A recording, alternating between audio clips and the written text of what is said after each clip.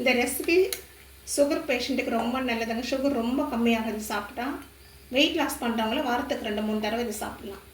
இந்த சோள சுண்டல்.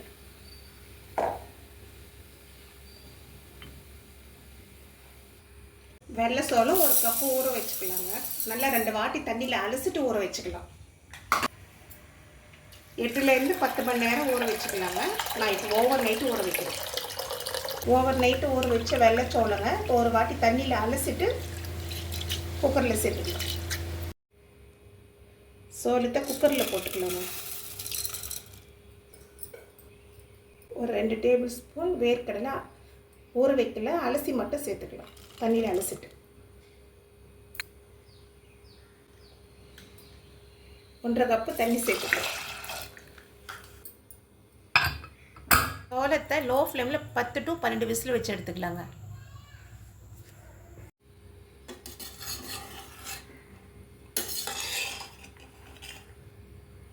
சோளம் வெந்துருச்சுங்க. 12 விசில் ஆச்சுங்க அது வேகிறதுக்கு. பாருங்கள் வெந்துருச்சு. இப்போ வேகலைன்னா இன்னும் 2 விசில் கூட நீங்கள் வச்சுக்கலாம். வேர்க்கடலையும் நல்லா வெந்துருச்சு பாருங்கள்.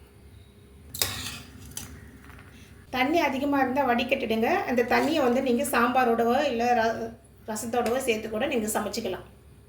1 டேபிள் ஸ்பூன் எண்ணெயை சேர்த்துக்கலாங்க. 1/2 டீஸ்பூன் கடுகு, 1/2 டீஸ்பூன் உளுத்தம்பருப்பு, டீஸ்பூன் கடலைப்பருப்பு, 1/2 டீஸ்பூன் சீரகம், 2 காஞ்ச மிளகாய் உடச்சி சேர்த்துக்கலாம். கொல்லை பூண்டு சின்னதாக கட் பண்ணி சேர்த்துக்கலாம். கருவேப்பிலை சிறிதளவு, ஒரு பச்சை மிளகாய் நீளவாக்கி கட் பண்ணி சேர்த்துக்கலாம்.